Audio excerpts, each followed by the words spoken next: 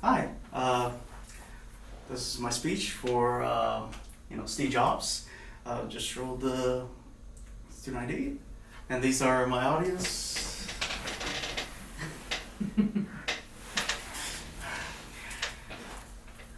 Okay. Hi, my name's Harry. Welcome back to another Shine.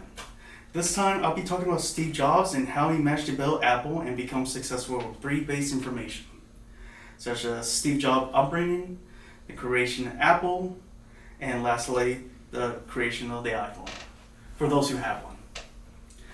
Well, let's start with a small story, shall we? Thomas Edison, an inventor who improved toys, devices, but he was also well known for improving the light bulb. One of his most famous quotes was, "Genius is 1% inspiration and 99% perspiration." And then go to the other Shine. Steve Jobs was born in San Francisco on February 24th, 1955. Before he was even born, his biological parents, Jonah Correll Shibble and Adava Jadal, put him up for adoption due to complication for Jonah's family, who forbade marriage to a Muslim. Jonah gave the child to Paul and Clara Jobs, who was a high school dropout but had a deep love of mechanics, which later inspired Steve Jobs' career, according to the biography called Steve Jobs by Walter Isaac, who done an interview with Steve Jobs while alive. He described his childhood unwanted, chosen, and special, which fueled his concept of himself. Years later, when he was 21 years old, he managed to co-found the company Apple on April 1st, 1976, with his friends Steve Wozniak and Ronald Wayne on Steve Jobs' garage. The idea was to create a personal computer for anybody to use, but first they must gather the parts to fund the project.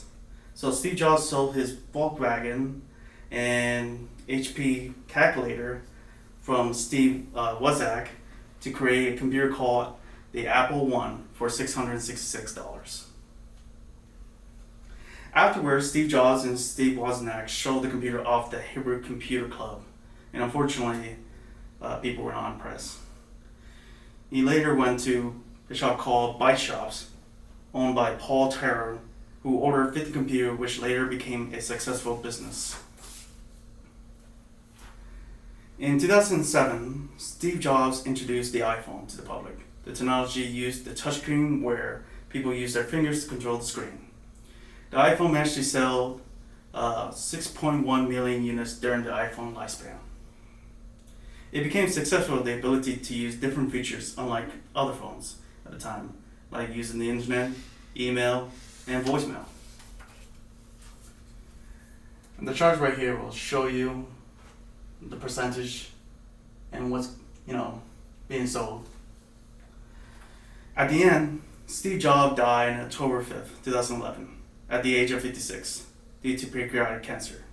He left a legacy behind, creating success and an empire from a difficult upbringing, creating Apple and inventing the iPhone throughout his lifetime. His final words to his family were, "Oh wow, oh wow, oh wow," which was later interpreted by his sister as profound and simple, like his design and philosophy.